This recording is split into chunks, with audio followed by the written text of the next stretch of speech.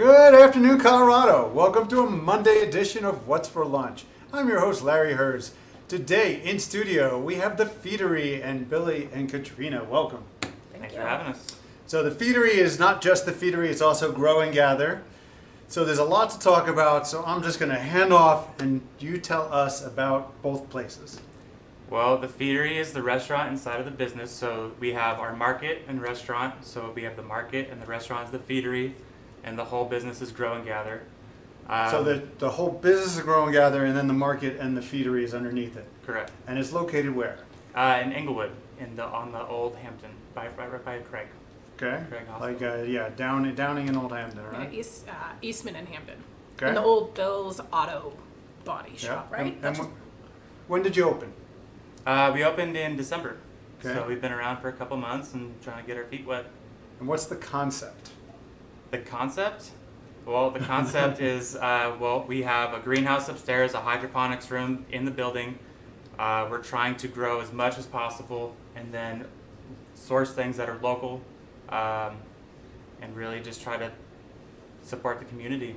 And What kind of stuff are you growing there? And I've taken the tour and it's like it looks like computer servers, like row after row. So we have three different attributes to our grow at Grow and Gather and the Feedery. We have the hydroponics room where we grow micro lettuces, baby lettuces, oak leaves, red romaines, green romaines, and it grows that way. Yeah, right? it grows vertically actually, and it's Oh. purely hydroponic. So it's up and down, and it's got really cool, really high-tech lights that go on and off to simulate, obviously, sunrise and sunset and like the intensity of the sun. And that's really our experimental room. We do all of our babies go in there in our seating room, and that's where we start everything. And then from there, it goes either upstairs into our greenhouse, where we have a lot of tomatoes, peppers, cucumbers. We've got some baby carrots, which you'll see here, and some baby beets, and a lot of just really fun, warm, loving growing things upstairs. So all the stuff you're growing,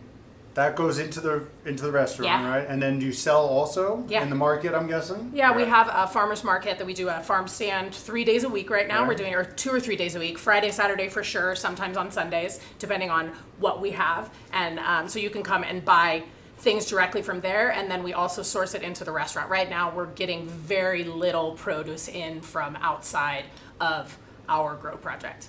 But even in the winter, you'll be fine because it's all indoors, right? Yeah, well, it's not all indoors. We also have a dirt farm. Okay. So the dirt farm, we have more tomatoes. We've got a lot of big lettuces out there, kale, Where's chard. the dirt farm? The dirt farm is at our owner's property. Okay, I'm like, I don't remember seeing a dirt farm. So he's got what was it, 4 acres?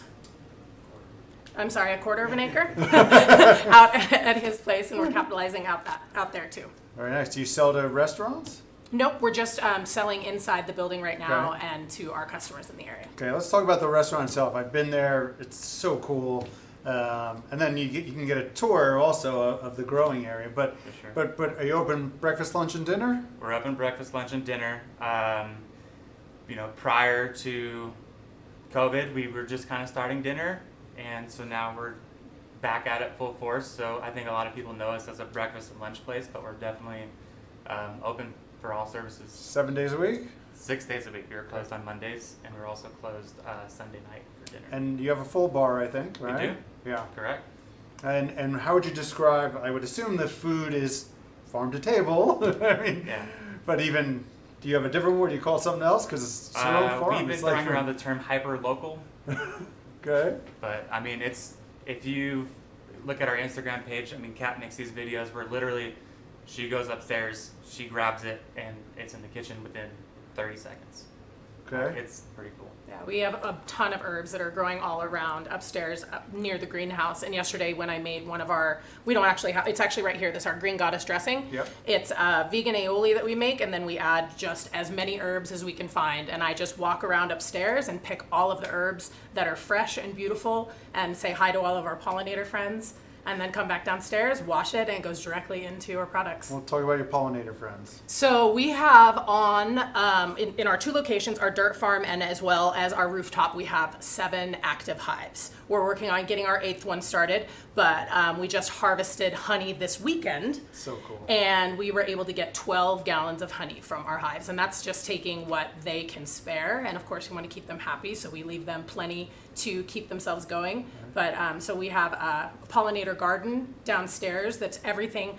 Pretty much everything that's outside is a pollinator. It's flowering. It makes them very, very happy. So if you see on our Instagram, yesterday we had a visit from some hummingbirds and some swallowtail butterflies, I think is what they are, the giant yellow guys. And obviously all of our bees, and there's multiple times where you can just see them flying around and pollinating everything. That's awesome. Yeah. Let's talk about what you brought me for lunch today. Sure. This is our veggie pot pie. So inside of it we have it's usually a base of carrots, I'm gonna cut it. celery, and onions, but everything that's fresh from upstairs we throw inside as well. It's mixed with some bechamel, all the herbs from upstairs as well, and then our puff pastry top. Yeah. Scratch kitchen, I'm guessing, making Yeah. everything there. For sure. That's so good. All right, what else? Okay, this is our smothered Carnitas burrito. So Okay. all of our pork is sourced from Colorado. Beautiful. Inside we have our braised pork shoulder, black beans, 2 sauces. So we have our salsa verde and also our rojo sauce that we, of course, make in-house. Cheddar cheese, cotija cheese, pickled onions, and cilantro. What are you raising your hands for, Josh? That's my lunch. Oh, no, it's mine now. And these are both available just for dinner. Okay. Yeah, they're on our dinner menu. For our happy hour menu, this is one of our items. It's the vegetable Okay. crudité plate. So everything that we put inside of that plate is grown in-house. We have our rooftop available, which is kind of the idea to be able to sit on that rooftop, literally see what's growing and eating it. When you're up there, you could literally pick a tomato You're off saying the you have plant. seating up there now? We do. Oh, I didn't see that. Yep. Okay. So we do seatings Thursday, Friday, and Saturday starting at 4. And then our seating for Sunday, what time do we start that? Morning time. In That the must morning be so for cool brunch. up there. The It's sun amazing. setting, the views from up View there. of the Rockies, yep. Holy cow. And what's all on here? So these are sunset jades. I've never heard of that. Tell me what that is. It's a pepper. It's got a slight spice on it. It kind of looks like a banana pepper when it's full grown. Obviously our carrots. These are lemon cucumbers. So what's a lemon cucumber? A lemon cucumber is, I've not heard of that. it's a cucumber that looks like a lemon. So that's kind of why they named it that way. It's about this big. They're usually used for pickling, but as you can see, they're tasty. I was thinking it was going to taste like lemon, but No, it no, it doesn't. tastes like a Okay. It's just cucumber. it's a fresh. All right. And then these then we little have a guys? mix. Sometimes, we have 100 chili plants. So these ones I think are a mix of baby bells, and we decided they were piquillos today. There is a little bit of heat on them. Okay. It's look like a habanero. No, that one is not. No. Okay. We're not going to melt your face today, I promise. All right. And then Look at that. we grow tons and tons of zucchini. So these are our zucchini blossoms. Right now we're featuring obviously on this plate, but as well as garnish for soup. And then those are the watermelon radishes. Watermelon radish is something that I think 5 years ago I never heard of. Didn't exist, right? Is it something that was just invented?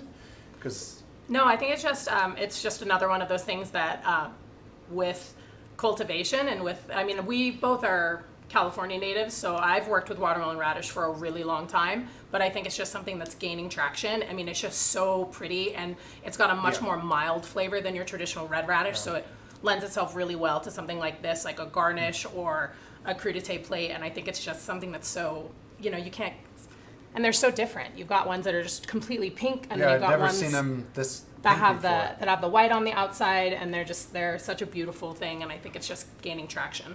And then these are from your hothouse, these tomatoes. I mean, these things, this to me is, I'd rather have this, I might just bite right into it, than like cake or candy. Right. A really good tomato like this, you can't get this at King Soopers. Right. No. No. And what do you guys do with it at the restaurant? You do like caprese? We have Some- essentially our dishes, we call it heirloom tomatoes, and it's these tomatoes, a mixture of cherry tomatoes, burrata cheese, basil grown in-house, balsamic, sea salt, candied pepitas. It's pretty straightforward, but it's the bomb. George, our owner, eats it every day. Yeah, you're so lucky to have great tomatoes like that. What's your website? Humblefair.com. Okay. And that's where that will take you to our online ordering platform, and that you can use that any time of day for breakfast, lunch, or dinner. And then it's growgather.com is our website. We should have known that. And are you, I'm not going to ask you the phone number because nobody knows their No. phone number. Is it a reservation place? You can definitely make reservations if you'd like, but we're more than happy to just have people walk in. For sure. Okay. And what time do you open in the morning? We do 9 to 9 Tuesday through Saturday, and we do 9 to 4 on Sunday. And is that the same hours for the store? No, the market closes at 4 every day. Okay. And even at the market, you sell, what kind of stuff do you sell there? I think I saw, I bought some good canned, what did I buy? I don't know. But you sell, So out of the market, local stuff. It was all Yeah. local. Yeah, It's all local. we have, obviously we're doing coffees and all of that kind of business. People can get coffee to go there. bunch Yeah, of yeah. coffees, yep. We have our espresso bar, so you can have any sort of latte, cappuccino.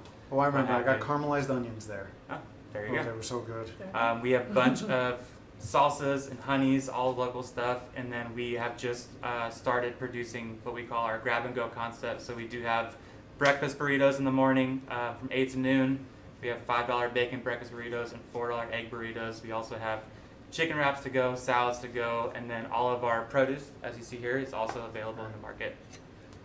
Go give these guys a visit. I promise you, it's such a cool concept, and the food is great. I've been there right over by the hospital there. Thank you so much for coming and bringing me lunch today. We'll see you tomorrow for another episode of What's for Lunch. I'm going in for the pot pie. Let's eat. Oh, it's still hot. Oh, nice.